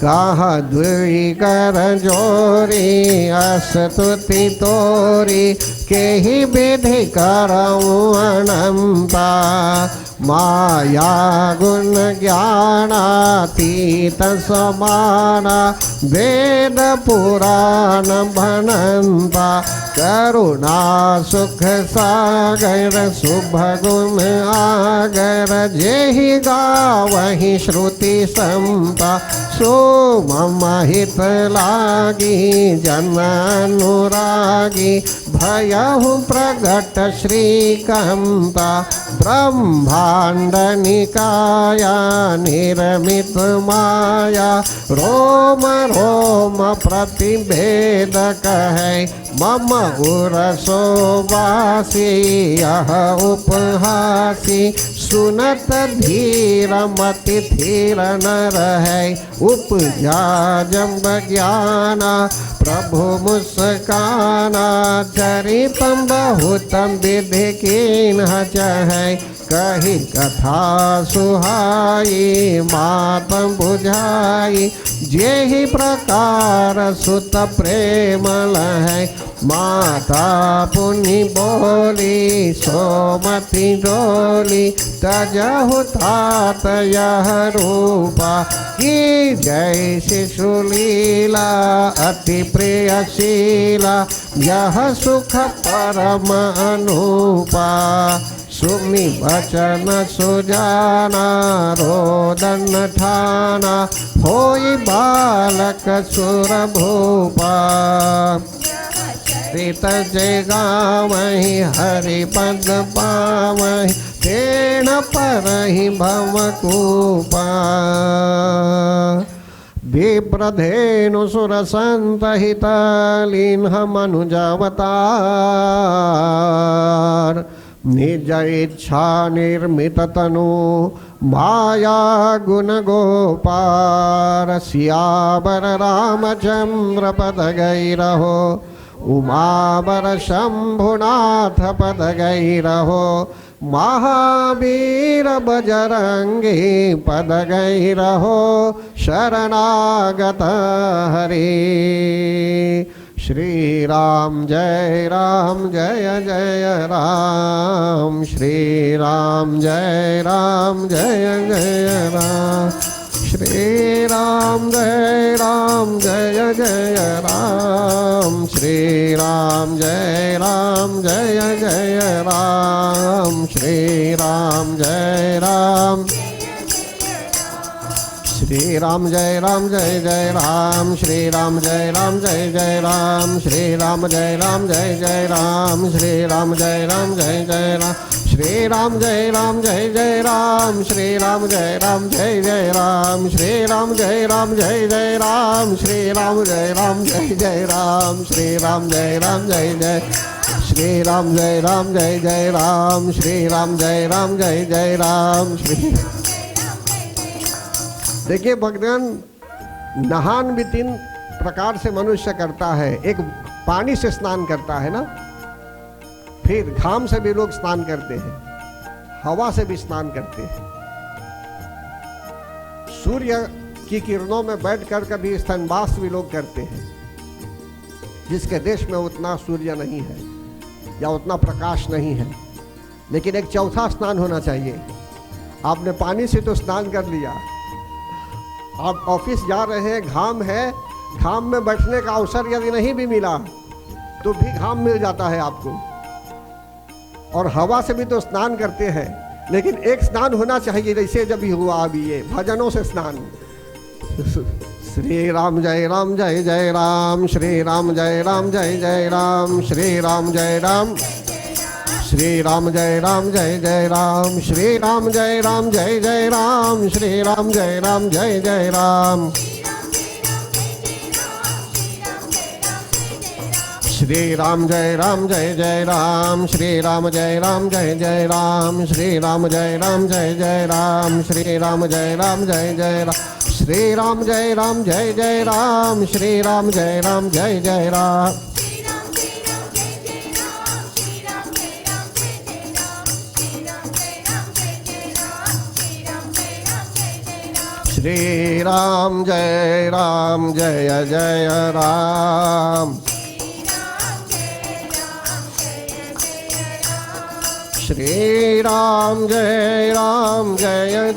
राम,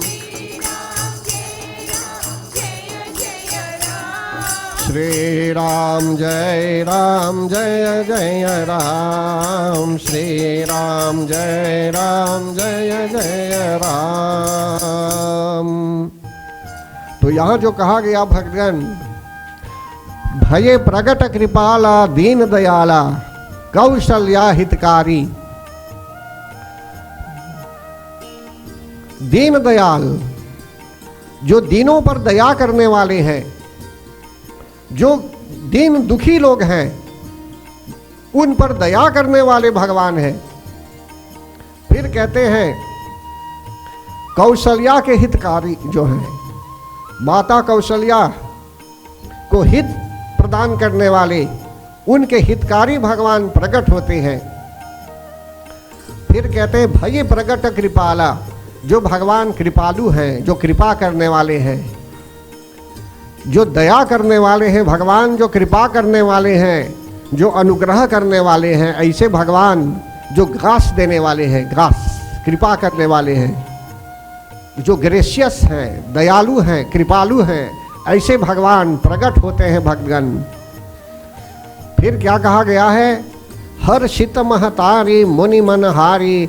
भगवान के प्रकट होने पर माता जी प्रसन्न हुई, कौशल्या माता प्रसन्न होती है भक्तगण। अद्भुत रूप, भगवान के अद्भुत रूप को विचार करके मुनि लोग भी प्रसन्न हुए, माता भी हर्षित हो जाती है और नेत्रों में लोचन अभिरामा, उनकी तनु घन श्यामा। अद्भुत रूप को विचार कर जो है सुखी माता जी तो हर्षित हुई। और कैसा शरीर था उनका, तो नेत्रों को आनंद देने वाला शरीर था, एकदम सुंदर शरीर, श्याम रंग का शरीर था। भगवान कैसे प्रकट हुए, निज आयुध भुजचारी। चार हाथ, उनके चार हाथ थे और चार हाथों में आयुध धारण किए हुए, शस्त्र आदि धारण किए हुए थे। दिव्य आभूषणों के साथ वे प्रकट हुए, वस्त्रों के साथ प्रकट हुए। आपने कभी देखा है कि बच्चे का जन्म होता है तो वस्त्र होता है उसमें? बच्चों का जन्म होता है, लेकिन भगवान का जन्म नहीं होता। भगवान प्रकट होते हैं, वे वस्त्रों के साथ प्रकट हुए, नंगे नहीं प्रकट हुए, वस्त्रों के साथ प्रकट हुए। और उनके चारों हाथों में जो है सो कि जो चाहिए उनको वे सब लाए हुए थे, अस्त्र शस्त्र भी लाए हुए थे, दिव्य आभूषण और वनमाला भी पहने हुए थे। वनमाला बोलते हैं ना, वैजयंती माला, वनमाला सब है ना, पुष्पों की माला सब धारण किए हुए थे। बड़े बड़े नेत्र थे उनके। और खर नामक राक्षस को मारने वाले भगवान प्रकट हुए। जो राक्षस आदि थे, खर दूषण आदि, इनको मारने वाले थे ये, तो ऐसे प्रभु प्रकट हो गए ये भक्तगण। इनका सुंदर शरीर था, मुनि लोग भी प्रसन्न थे, माता जी भी प्रसन्न थी। और कहा गया कि कृपालु भगवान, दीन दयाल, सबके हित करने वाले भगवान प्रकट होते हैं भक्तगण। भगवान तो वैसे सर्वत्र हैं, ओमनी प्रेजेंट है, चाहे प्रकट नहीं भी होंगे तो भी वे कृपा करने वाले हैं। लेकिन अभी ऐसा बताया गया कि समय हो गया था भगवान के अवतरित होने के लिए। जैसे शुरू ही में बताया गया, यदा यदा ही धर्मस्य ग्लानिर्भवति भारत अभ्युत्थान नाम धर्मस्य तदात्मानं सृजाम्यहम्। परित्राणाय साधूनां विनाशाय च दुष्टकृताम धर्म संस्थापनार्थाय संभवामि युगे युगे। भगवान ने जैसे श्रीमद् भागवत गीता में भी बताया पूर्व काल में, इसी प्रकार धर्म की रक्षा करने के लिए, धर्म के अभ्युदय के लिए, प्राणियों की रक्षा करने के लिए, संतों की रक्षा करने के लिए, दुष्टों के नाश के लिए भी, दुष्कर्मों के नाश के लिए भी भगवान अवतरित होते हैं। धर्म की पुनः स्थापना के लिए भी, टू रिस्टैब्लिश धर्म, धर्म को बदलने के लिए नहीं, कारण कि धर्म सनातन होता है। सनातन धर्म को बदला नहीं जा सकता, कारण कि सनातन धर्म हरदम रहने वाला है। मनुष्य अपने धर्म को भूल सकता है, लेकिन कभी भूल जाता है, लेकिन फिर से याद दिलाने के लिए भगवान अवतरित होते हैं। तो यहाँ भगवान का एक मिशन था, भगवान का एक उद्देश्य था अवतरित होने के लिए। गौ की रक्षा करने के लिए भी, कारण कि बताया गया गौ की हत्या भी कर दी जा रही थी, ब्राह्मणों के उनकी भी हत्या की जाती थी, हवन कुंड को भी जला विध्वंस कर देते थे राक्षस लोग पहले। हर तरह से लोग दुखी थे, देवता लोग भी भटक रहे थे। तो इसलिए जो है सो कि यहाँ बताया जा रहा है कि संत मुनि लोग भी भगवान के इस अद्भुत रूप को देखकर प्रसन्न हो गए कि अब उनके दुखों का अंत होने वाला है। भगवान प्रकट हुए। आगे कहते हैं, कह दुई कर जोरी अस्तुति तोरी के ही विधि करवानंता। अब यहाँ क्या हुआ, कौशल्या माता उस प्रकार के पुत्र को देखकर प्रसन्न हो जाती है। भगवान प्रकट हुए ऐसे, हाथ जोड़कर स्तुति करती है, प्रार्थना करती है। माता जी कहती हैं कि हे अनंत, मैं किस तरह आपकी स्तुति करूं। वेद पुराणों में कहा गया है आप तो अनंत हैं, आप गुण ज्ञान माया सबसे ऊपर हैं, और आप जो हैं सो कि दया के समुद्र हैं, सुख के समुद्र हैं। आप गुणों के धाम है। सब लोग आपको बोलते हैं आप गुणों के धाम है, सब जितने अच्छे गुण हैं सबके धाम हैं। आप आपका गान करते रहते हैं। वही भक्तों पर कृपा करने वाले भगवान लक्ष्मीपति आज यहाँ प्रकट हुए। मैं कैसे आपकी स्तुति करूं। इस तरह जो है सो कि कौशल्या माता चिंतित होने लगी और कहने लगी, उस समय उनको ऐसा आभास हुआ कि भगवान प्रकट हुए हैं वहां। भगवान को अभी पुत्र में नहीं माने हैं, अभी कहते हैं कि ये तो भगवान प्रकट हुए हैं उनके यहाँ, अस्त्र शस्त्रों के साथ, दिव्य वस्त्रों के साथ, आभूषणों के साथ सब भगवान प्रकट हुए वहां। अब कैसी उनकी स्तुति होगी, कैसे उनकी स्तुति की जाएगी। तब आगे बोलते हैं, ब्रह्मांड निकाया निरमित माया रोम रोम प्रतिभेद कहे मम उरसोवासी यह उपहासी सुनत मधीरमति धीर न रहे। बोलते वेद कहते हैं कि आपके अंग प्रत्यंग में अनेकों ब्रह्मांड हैं, अनेकों यूनिवर्स हैं, अनेकों ब्रह्मांड हैं, और आप कैसे मेरे गर्भ में रहे मुझे पता नहीं चल रहा है। मतलब कि इस समय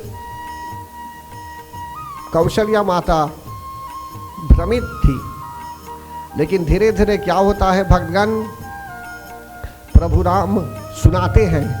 अभी तो नाम भी नहीं पड़ा था राम, उनका नामकरण संस्कार भी नहीं हुआ था अभी। तो वही बालक प्रभु जो बालक के रूप में आए, कौशल्या माता को शिक्षित करने लगे, याद दिलाने लगे, पूर्व जन्म में कभी आपको वरदान दिया गया था। कश्यप और अदिति राजा दशरथ जी के रूप में कश्यप जी आए, और अदिति भी जो है कौशल्या माता के रूप में। तो जो है सो कि आप लोगों ने तप किया था और आपने अनुरोध किया था कि मैं आपके यहाँ पुत्र के रूप में आऊँ, प्रकट होऊँ। इसी प्रकार जो है सो कि मैं यहाँ उपस्थित हूँ। हर तरह से जो है सो कि भगवान शिक्षित करने लगे कौशल्या माता को, तब जाकर उन्हें ज्ञान उत्पन्न हुआ। इस तरह से भगवान समझाते हैं कि जिससे वे भगवान को भगवान न मानकर पुत्र के रूप में माने, और इनको जो है सो कि पुत्र का सुख प्राप्त हो। फिर आगे कहते हैं यहाँ, माता पुनि बोली सोमति डोली तजहु तात यह रूपा, की जय शिशुलीला अति प्रियशीला यह सुख परमानुपा। सुनि बचन सुजाना रोदन ठाना, होई बालक सुर भूपा। यह चरित जे गावहि हरि पद पावहि, तेन परहि भवकूपा। देखिए भगवान,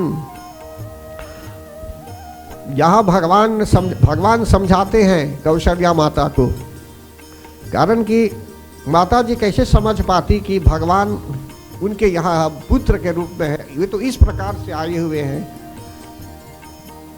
तो यहाँ बोलते हैं माता पुनि बोली सोमति डोली। भगवान ने जब समझाया तो माता जी समझ गई, फिर उनकी बुद्धि बदल गई और फिर बोलती है कि हे तात, आप इस भव्य रूप को छोड़कर बाल लीला कीजिए, बाल लीला शिशु के रूप में आप बन जाइए। तो माता जी की आज्ञा पाकर भगवान अपना रूप बदल देते हैं, उनका रूपांतर होता है, वे रूप बदल देते हैं और एक बच्चे के रूप में रोने लगते हैं, शिशु के रूप में हो जाते हैं, एकदम छोटा। भगवान का जन्म नहीं हुआ, ये मत सोचा कि भगवान का जन्म हुआ। भगवान प्रकट हुए और वे अपने रूपों को मच्छर के रूप में भी बना सकते हैं, शिशु के रूप में भी बना सकते हैं, अनेकों रूपों में भी अपने रूप को परिवर्तित कर सकते हैं। वे उनमें बहुत क्षमता है, कारण कि वे सर्वशक्तिमान है। तो इसलिए यहाँ बताया गया, भगवान तुलसीदास जी भी कहते, तुलसीदास जी महाराज भी कहते हैं कि जो मानव ऐसा चरित्र सुनता है, जो गाता भी है, तो हरि पद को पाता है, अज्ञानता से दूर होने लगता है, उस व्यक्ति के जीवन में प्रकाश होने लगता है और संसार रूपी कूप में नहीं गिरता, भवसागर में मनुष्य नहीं पड़ता। तो हम सब जो यहाँ आए हुए हैं प्रभु राम के प्रागट्य होने के उत्सव को मनाने के लिए भगवान, तो हमारा अहोभाग्य है और कथा वार्ता से भी ज्ञान प्राप्त होता है। वैसे तो कहा गया है सत्संग के बिना मनुष्य को ज्ञान नहीं होता, तो सत्संग हमारे लिए परम आवश्यक है। तो भगवान कैसे अवतरित होते हैं और क्या करते हैं, तो कहते हैं यहाँ विप्रधेनु सुरसंतहिता लीन मनुजावतार, निज इच्छा निर्मित तनु माया गुण गोपार। सियावर रामचंद्र पद गई रहो, उमावर शंभुनाथ पद गई रहो, महावीर बजरंगी पद गई रहो, शरणागत हरि। अब भगवान क्यों उतार लेते हैं, वो तो पहले ही बता दिया गया, धर्म की रक्षा करने के लिए अनेकों कारण भी बताए गए। लेकिन यहाँ कहते हैं विप्रधेनु सुरसंतहिता लीन मनुज अवतार, ब्राह्मणों की रक्षा करने के लिए, कारण कि ब्राह्मणों को मारते थे लोग, उनकी हत्या करते थे, राक्षस लोग अत्याचार करते थे।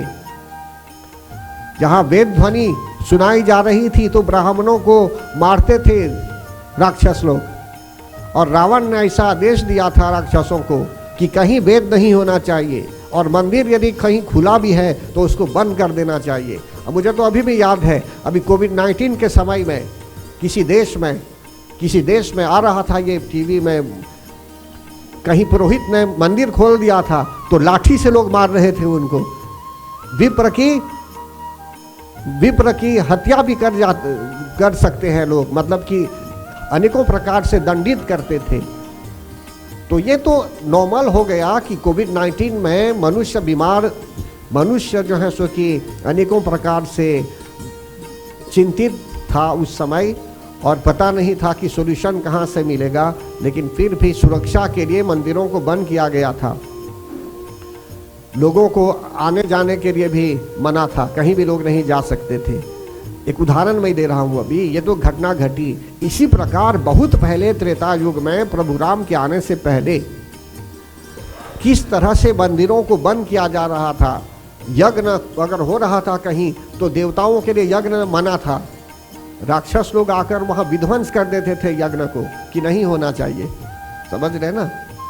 तो ये रिफ्लेक्टिव होता है, आगे चल के भी रिफ्लेक्टिव हो सकता है ये किसी न किसी प्रकार से। तो यहाँ बताया जा रहा है विप्रों की रक्षा करने के लिए, गौ की रक्षा करने के लिए भी भगवान अवतरित हुए। कारण कि गौ गाय को भी मारते थे लोग, हत्या कर देते थे गौ की। तो यहाँ भगवान उनकी भी रक्षा के लिए आए। सूर्य बोलते हैं देवताओं को, तो देवताओं की रक्षा के लिए भी वे आए और संतों की रक्षा करने के लिए भी आए, उनके हित के लिए आए। भगवान कैसे आए? तो मनुज अवतार, लिन्ह मनुज अवतार, मनुष्य के रूप में वे अवतरित होते हैं। फिर कहते हैं यहाँ भगवान इंद्रियों से परे हैं वे, गोपार। गोपार मतलब कि इंद्रियों से परे हैं वे, उनको हम परसीव नहीं कर सकते हैं इससे अपनी आंखों से। वे परे हैं वे, ऊपर हैं वे, अनुभव कर सकते हैं, सिर्फ फील कर सकते हैं। और आगे बोलते हैं यहाँ उनका शरीर दिव्य होता है, मानव का शरीर नहीं होता है। उनकी बॉडी डिवाइन होती है, उनका शरीर दिव्य होता है और उनकी इच्छा से वे अवतरित होते हैं। उनकी इच्छा अनुसार जैसे वे आना चाहेंगे वे आ सकते हैं। इसीलिए कहा गया है किसी कर्म बंधन से परवश होकर त्रिगुणात्मक भांति के पदार्थों द्वारा नहीं, बायोलॉजिकली जैसे बोलते हैं वैसे नहीं आते हैं वे, उनकी इच्छा से वे अवतरित हो सकते हैं।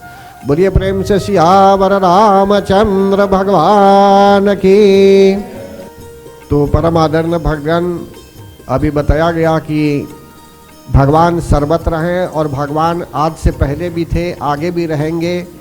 लेकिन अभी चैत्र मास के शुक्ल पक्ष की नवमी तिथि होने के कारण ठीक 12 बजे दिवस काल में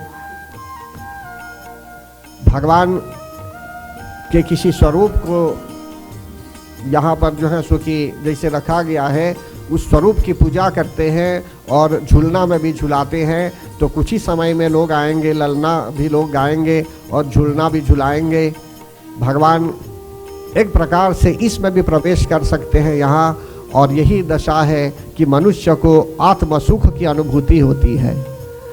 तो बहुत बढ़ा चढ़ा कर कहना नहीं है, अभी अनेकों प्रकार से ज्ञानप्रद बातें बताई गई सभी को। और जैसे कहा गया कि बिनु सत्संग विवेक न होई, घर में बैठे रहेंगे तो कहाँ सत्संग मिलेगा? मिल सकता है, नहीं बोलूँगा नहीं मिलेगा, लेकिन यहाँ का सत्संग नहीं मिलेगा। इस सत्संग से वंचित हो जाएंगे। अभी जो भी हो रहा है ये लाइव आप देख रहे हैं, अभी सुन रहे हैं, और कल तक जो है सो कि दुनिया भर में जहाँ आप चाहेंगे वहाँ इसको देख पाएंगे यूट्यूब चैनल के माध्यम से। कारण कि सब कथा अभी रिकॉर्डेड है। आप फिर से यदि सुनना चाहेंगे, अनुभव करना चाहेंगे, लाभ उठाना चाहेंगे, आध्यात्मिक लाभ, ज्ञान वर्धन करना चाहेंगे, तो भी पुनः इसको श्रवण करेंगे तो ज्ञान भी प्राप्त कर पाएंगे पुनः। लेकिन मुख्य रूप में यही कहा गया है कि सत्संग के बिना मनुष्य को ज्ञान नहीं होता। एक साथ बोलिए तो, बिनु सत्संग विवेक न होई, राम कृपा बिनु सुलभ न सोई। फिर से बोलेंगे, बिनु सत्संग विवेक न होई। जब तक सत्संग नहीं होगा भगवान तो विवेक नहीं होगा। विवेक कहते हैं अच्छे और बुरे का ज्ञान नहीं होता। तो अच्छे और बुरे का ज्ञान सत्संग के माध्यम से होता है। और वो भी सत्संग कैसे मिलता है? तो राम कृपा बिनु सुलभ न सोई। प्रभु की कृपा के बिना भी सत्संग नहीं मिलता। सत्संग भगवान की कृपा के बिना नहीं मिलता। तो भगवान की कृपा कहाँ से प्राप्त करेंगे? जब खूब परमात्मा की सेवा करते रहेंगे।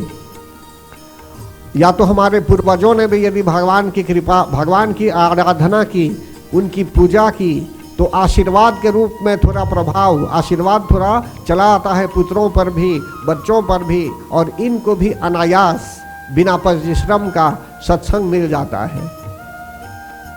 तो परम आदरणीय भगवान, राम कृपा बिनु सुलभ न सोई। परमात्मा ने अनेकों प्रकार से हमें ज्ञान दिया और इस सत्संग के माध्यम से और 9 दिनों तक यहाँ कथा सुनाई गई। यह भी कहा गया कि संत कैसे मिलेंगे आपको, तो बोलते हैं पुण्य पुंज बिनु मिला ही न संता।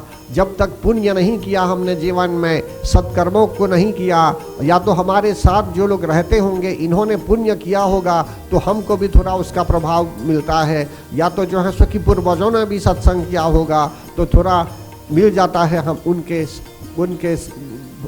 पुत्रों या बच्चों को भी मिल जाता है। तो कहने का भाव यहाँ यह है भक्तगण कि हमको सदा सर्वदा सत्संग में रहना चाहिए कि जिससे हर तरह से हम आनंदित रहें और परमानंदित भी रहें। ये तो एक भाव से बताया गया कि भगवान कैसे अवतरित हुए थे त्रेता युग में, और वही परमात्मा द्वापर युग में भी अवतरित हुए थे श्री कृष्ण के रूप में भी, और आगे चल के भी वे कभी भी अवतरित हो सकते हैं। और हमारे जीवन में अगर हम परमात्मा को लाना चाहेंगे भगवान, हमारे मन में यदि भगवान को लाना चाहते हैं, हमारे जीवन में यदि भगवान का अवतार हम चाहते हैं, तो हमको उनकी शरण में आना है, उनकी बताए हुए दिव्य मार्ग पर चलना है कि जिससे हम पापी न बने, सत्कर्मी बने जीवन में। और हमारे अंदर किसी प्रकार की आसुरी वृत्ति यदि है तो भगवान के अवतरित होने पर समझ लीजिए प्रकाश के आने पर जैसे अंधकार मिट जाता है और ज्ञान होने लगता है, इसी प्रकार जो है सो कि हमारे जीवन में भी प्रकाश आने लगता है और हमारे अंतःकरण में भी उजाला का अनुभव करेंगे हम, हर समझ लीजिए ज्ञान का अनुभव करेंगे। तो बोलिए प्रेम से सियावर रामचंद्र भगवान की जय।